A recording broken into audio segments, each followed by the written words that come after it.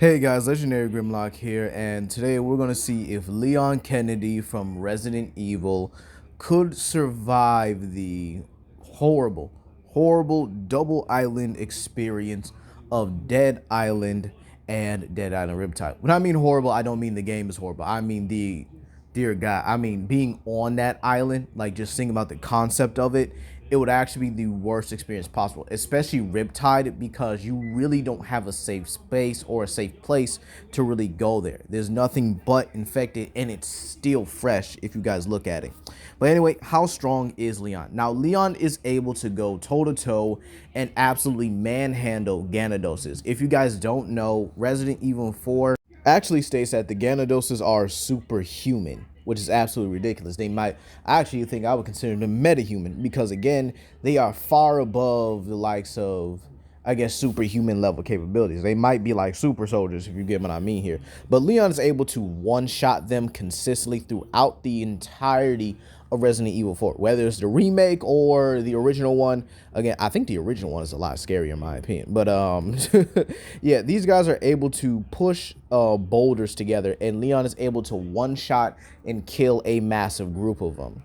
So again, they're being able to push these boulders like it's absolutely nothing, like it is the easiest thing. And these boulders can range from like 20 to 30 tons at bare minimum.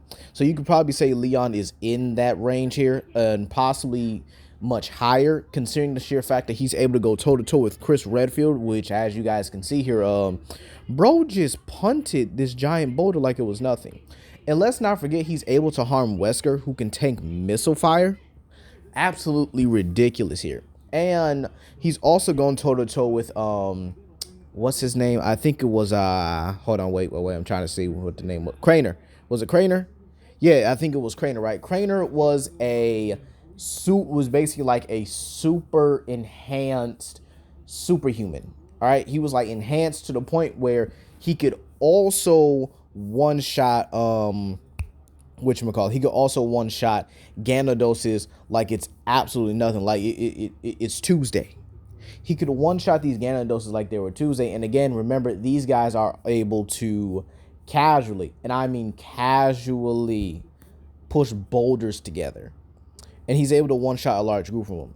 Leon's reaction speed would also be in the, I would say, the supersonic department, considering he's able to fight characters who can react to bullets and even catch missiles with their bare hands, or at least rockets, with their bare hands. And Leon's able to shoot and react to them very easily.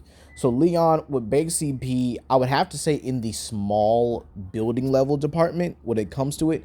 And equipped with his trusty pistol and knife, will be only throwing him in with that, as again, Leon gains weapons throughout the game, so they're not really his standard equipment. Now let's go into the Dead Island zombies, and we'll start with the second strongest and one of the few scalers here, and that is the Ram. Now the Ram is one of these, again, the second strongest in Dead Island, and in the lore of Dead Island, you have the Ram able to push buses, flip cars over, even being able to bust through, like steel, I guess you could say like steel doors, like those doors at the mall when they're about to close and stuff. Yeah, the Ram's able to literally just run through that like it's the easiest thing in the world, like just one charge and that's it. Now, again, you do have characters that scale above the Ram, like Sam B, who was able to literally tackle one to the ground and overpower it with ease. But again, the Ram definitely cements itself as one of the few scaling points for Dead Island. Now, next up, we have the Butcher, who I would say is the third most dangerous zombie on the island. Yeah, so the Butcher is able to run through water like it's absolutely nothing, and it's able to regenerate its health like it's nothing. It's also able to dodge bullets, so you have your little bit of scaling there as well, and even dodge attacks from the main characters, who are able to react to bullets as well. They're known to be very fast, and they can easily run down a hunter, even in, again, water. So they can even chase, what's it called? Those boats that we use in Dead Island Riptide. Next up, we have the Suicider. Now, the Suicider is not a physical threat. However, if you are able to pop this guy, and they explode very easily, they pop themselves like a balloon, they will damage you and even one-shot characters as durable as, well, the rest of the group. Like it was just, like the rest of the group here is as durable as each other, with Sam B obviously being the most durable, as he is again cannot be really one-shotted by the likes of Rams and wrestlers. Next up, we have the bloater, who over time can zap a player's health or zap an immune's health here, and this is due to its toxic what's it called? It's toxic fumes it's able to emit and spit at its opponent. Next up, we have the Screamer, who is able to emit a sonic streak, which is capable of stunning the immune for quite a long time, and in groups, they're absolutely dangerous. However, 2 or 3 shots, and they're done. They have a very fragile body, so this is easy for Leon to exploit here, especially if he gets to the Riptide side. Next up, we have the third strongest zombie, the Thugs. Thugs are a lot more tanky and are a lot harder to one-shot. You can even throw a bunch of weapons at them and they won't go down. They could take bullets. They can even survive rocket launchers. I almost forgot to say that for the Ram as well. The Ram can also survive a flurry of rockets as well, or at least two rockets at bare minimum. And they're able to whatchamacallit, they're also able to become on fire, and they can easily attack you. So again, fire and even grenades aren't a full-fledged way to kill these guys. You also have the walkers, which are like your basic zombies here, except they can be encoded in either toxic or fire to actually damage you, but over time they will die. However, the toxic ones you can just simply light on fire and they're easy to kill. And your basic walkers, you can kind of just, I think it would take like 2, maybe 3 hits at bare minimum. Especially with my experience in the game, you're able to like easily kill them, especially with a high level weapon as well. And then you have the infected, one of the most dangerous groups of zombies ever. And then there's the frenzy infected, which basically have the health of a health of a thug, but the speed and durability of a, I guess you could say, speed of a walker. Sorry, no, speed of an infected, but the durability of a walker, which makes them exceptionally dangerous because they're basically like a next stage or a next level stage of the infected here. But the infected are the fastest ones in the group, and they will carry weapons like knives, as they're still in the fresh infected stage. Now, finally, we have the strongest of the zombies, and that is the wrestlers. Wrestlers are easily the strongest zombies in the game, and if you guys, you guys already heard me how I'd stated about the the Rams. Yeah, these guys are way tougher. These guys can walk through a full minefield before being finally taken down. It takes about like 5 or 6 mines to fully end one of these guys completely. And again, these guys can take rocket launchers. These guys can take grenades very easily. And these guys are just absolutely ridiculous when it comes to when their strength. They're able to one-shot a player and even take down half their health if they're not careful. So that's going to cover the entirety of the Dead Island, or at least the Dead Island zombies here. But let's throw Leon in, and where would I have him start? I think during the beginning of the Infected as well, which would be the Rider White campaign, which is where the Infected basically first happens. And basically throughout this, Leon would be basically taking the role of Rider White in a way here. And I would have him go out and rescue Ashley. All right? Ashley and her Giatness. So he would actually be going through the same thing he did in Resident Evil 4. And Ashley would be held up at the church. Now, the question is Leon able to get to her? And my answer is no, not at this point. You see, the problem is the number of zombies and the limited amount of protection that Leon has, the limited amount of equipment Leon has. Remember, he's going in as he did in Resident Evil 4 at the very beginning. He has a knife and he has his gun. Now, yes, he is stronger than a lot of the infected here, stronger than the walkers, stronger than, well, obviously he shouldn't be, harming the suiciders, right? But again, it's the sheer number of the infected that could very well overtake him. But considering Leon is a smart person, I do think he would double back and definitely retreat to a much safer location.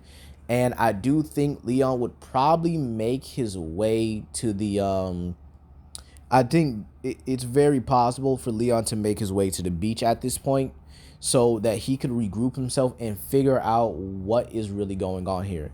Because the infected or at least dead island early on is even so tough that you're capable of dying during this time. Despite the fact you have may have a lot of experience with the game, you could still die at that point in time during the early infected. Even someone trained and superhuman like Leon could eventually die or risk getting infected here.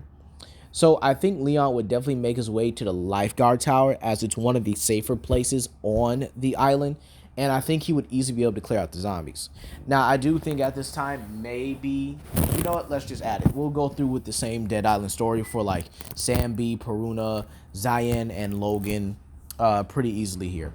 I think he would definitely make his way to the lifeguard tower. I think around the same time that the early infection starts, and I definitely think he would meet Cinemoy and the rest of the immune here. Now, I do think at this time Leon will still be concerned about getting to Ashley and finding out what's going on here. However, I do think Leon would also enlist the help of the immune as it makes more sense. It's common sense to enlist the help of the only people that are immune to everything on this island. And I think that with their help, Leon would be able to get through a lot of things easy here. And I do think Leon would definitely have them upgrade their weapons. And I think after finding out blueprints and stuff on the island for weapons that could honestly one-shot infected, if we're being realistic here, he would definitely encourage them and probably even get weapons for them, maybe even calling for a military drop or at least taking them to a military drop here to where they could easily get weapons, meaning that Logan could have his signature machete, Zayn her katana, Peruna, considering she's a gun specialist, she would probably have like a couple guns on her, especially with like the electric, the toxic, and the fire. And I think that they would also explain that they have been hearing a voice from Ryder White as well.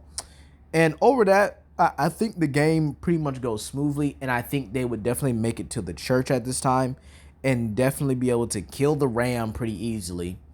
And I definitely think they would have gotten Ashley. Now, as for the rest of the Dead Island story, I do think there might be some major changes here. For number one, I don't think they would immediately go to the market. I think they would probably go to the city hall area where Leon would pretty much inform the mayor that the military is kind of just, I guess you could say, like they're not really planning an evacuation for the island. And I think this would actually throw off a lot of key things here. And I think a lot of people would panic. It's very possible Leon would tell them this, considering he has all the information. But it's very possible he won't, as to not cause a panic. Jin gets captured and, yeah, well, I'm going to leave it at that. I'm not going to explain what actually happens to her. So Jin actually gets captured by the thugs like in the original, and they rescue her. So in all honesty, I think the forest gets cleared like far easier, especially with Leon and the rest of the team there. Because again, if you actually play the full Dead Island experience with your friends or with like a group of people, you could clear the levels like super easily. Like it doesn't even take too long. Like you're all helping people, you're all doing things together. Yeah, y'all could you could clear the game pretty easily. But what about Dead Island Riptide? How does that fare off? Now, this actually changes up quite a bit because they're focused on getting off the island and they're not worried about, I guess you could say, getting Ashley at this time. Ashley will be with the group and definitely be moving from place to place to make sure that, you know, she's fine. And I definitely think the group would definitely succeed here in this. And I think the game would actually go a lot easier, especially with someone like Leon and Sam B on the same team. Because again, Sam B is one of the only few people that could literally one-shot or at least tackle and overpower the second strongest zombies in the game pretty easily. So combine that with the rest of the characters' skills and abilities and their intelligence, and I do think some of the raid missions where you're able to fight off multiple zombies or where you have to fight off multiple zombies actually become easier with Leon, considering the sheer fact he's stronger. I wouldn't say stronger than Sam B, but I would say he's definitely a lot more skilled than he is. So I think his skill, his military experience, and his experience dealing with things of like superhuman and enhanced nature, it gives him such an edge in this game that even if you add, and again, yeah, we are going to add John to this team, right? Adding John here as well, I think it just makes it a whole lot more easier for the immune to honestly get off the island. Do I think they would have came back for the people at this time? It was a very big maybe, even in the game, because it seemed like the people were going to turn on the immune in the first place, which was honestly just stupid as a whole here. But again, they don't have to worry about Ashley. They don't have to worry about rescuing anybody. They might rescue some civilians. However, I do think that if they stay there a lot longer, I do think that if Leon does take charge, they would stay there a lot longer. However, I think that they would fall into chaos a lot more because the island is becoming, because again, the island is starting to fall towards the zombies. Because as you guys saw in the end of the game here, once they actually took hold and they actually started, I guess you could say, like, what's the word I'm looking for? Taking over the island, it kind of just fell from that point here, and there were barely any survivors to begin with. So in all honesty, I would actually say Leon does survive, but here's the thing: by himself, I think it's mid to high difficulty.